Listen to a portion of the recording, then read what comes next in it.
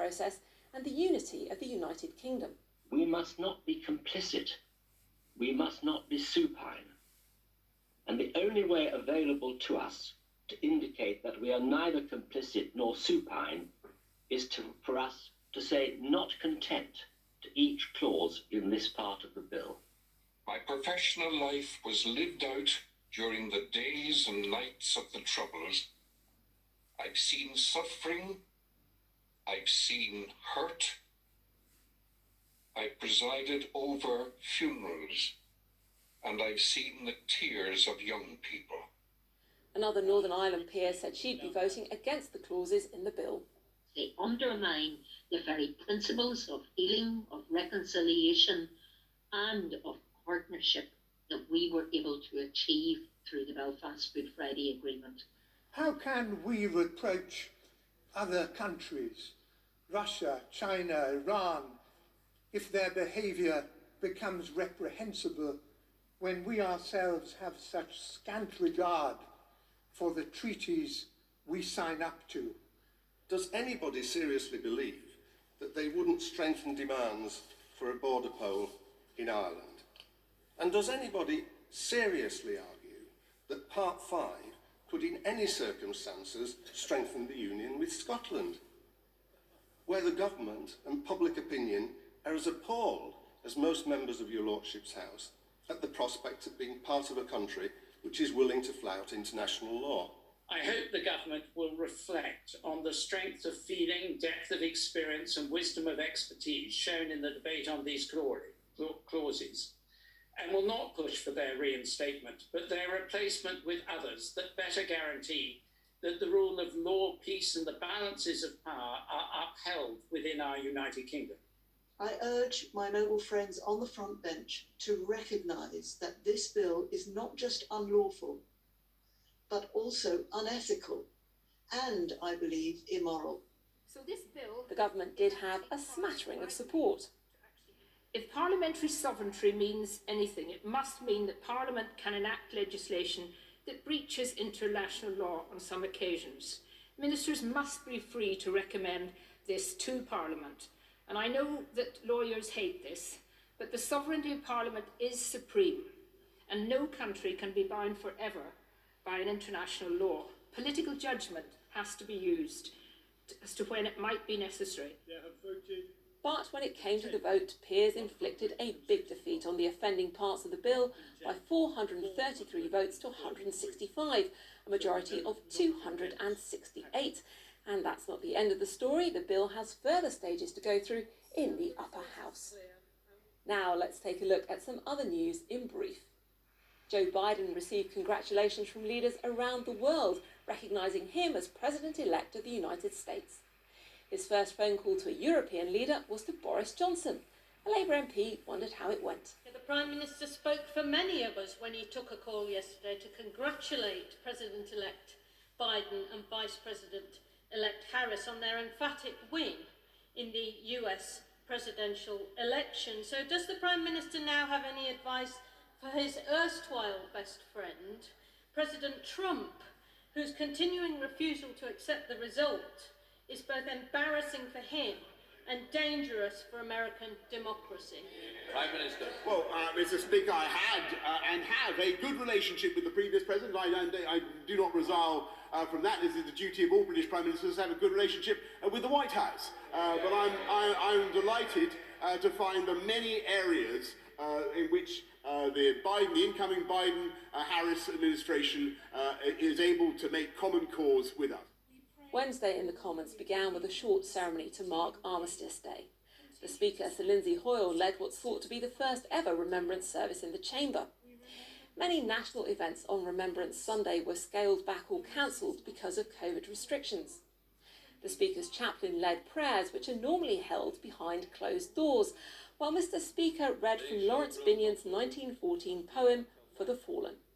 Age shall not weary them, nor the years condemn. At the going down of the sun and in the morning, we will remember them. We will remember them.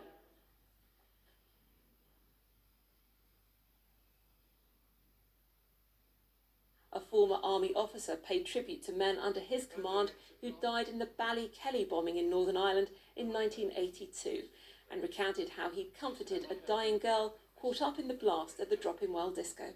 She said, "Am I going to die?" "But forgive me," I said, "Yes." I could see no other. There was blood everywhere. She said, "Am I going to die now?" And I said, "I think you are." She said, "Will you hold me?" I held her and she died within 2 minutes. I wept. She died in a state of grace. All of Hong Kong's pro-democracy lawmakers resigned after Beijing forced the removal of 4 of their colleagues. On Wednesday, Beijing passed a resolution allowing the city's government to dismiss politicians deemed to be a threat to national security. The opposition lawmakers resigned in solidarity. In the Commons, a Foreign Office minister repeatedly refused to say if so-called Magnitsky-style sanctions will be imposed on named individuals in China and in Hong Kong, including its chief executive, Carrie Lam.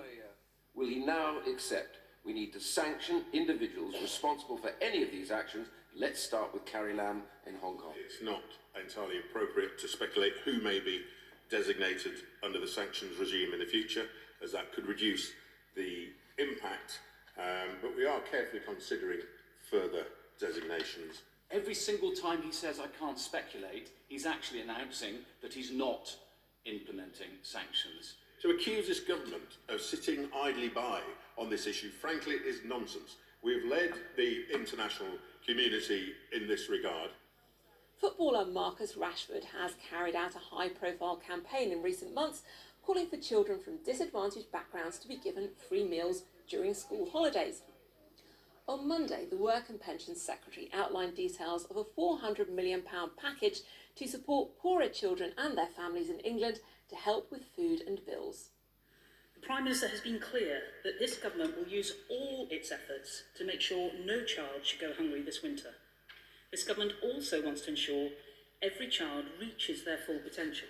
I still can't believe that the government has had to be dragged, kicking and screaming to the right place on this. And to acknowledge that in this country, in this day and age, no child should be going hungry. There's to be a 4-day bank holiday weekend to mark the Queen's Platinum Jubilee in 2022. Her Majesty will have reigned for 70 years on the 6th of February, but events will be held from the 2nd to the 5th of June. The Culture Secretary said it would be a truly historic moment and deserved a celebration to remember. The events will reflect the Queen's reign, the longest of any British sovereign. The Education Minister in Wales has confirmed there will be no GCSE, AS or A-level exams in the summer of 2021. Grades will instead be based on classroom assessments. In a statement to the Welsh Parliament, Kirsty Williams said it was impossible to guarantee a level playing field for exams due to the continuing impact of the COVID pandemic. I have seen concerns that we cannot predict the status of the virus in the summer, and therefore it could be difficult to physically hold exams. And it is true that there could be challenges. However, I must reiterate that the primary reason for my policy is down to fairness, and the time learners will spend in school and colleges will have varied hugely. Home learning, blended learning, really is no equivalent of learning in a school. The inconsistency of the experience of young people and, to be fair, our teachers as well, that time out of school, it's been effectively pinpointed in your decision today as a prime reason for dropping exams as we know them, and rather about the uncertainty about whether we could what the summer will look like. It's what we've already experienced seems to be a driving force in this. No government should put its young people under significant pressures unnecessarily, as happened last summer. Never again should we put qualifications before well-being. Never again should we create so much anxiety to thousands of young people in Wales. The policy of Plaid Cymru is to get rid of exams, and that's a perfectly legitimate policy to have. It's not a policy I share. I believe exams are an important part of our education system, and if I thought it was possible to run exams in a fair and equitable way, that's what I would have done this year. It's not an easy decision that we've made today to scrap them. At Holyrood, the First Minister Nicola Sturgeon faced questions over a coding error that led to tracing staff overestimating the number of people contacted within 24 hours of testing positive for coronavirus. Corrected data shows that in some weeks, Test and Protect failed to contact about half of positive cases within that time. We've learned that the figures showing the number of people contacted by the system was wrong. And we also learned from the Health Secretary yesterday that the First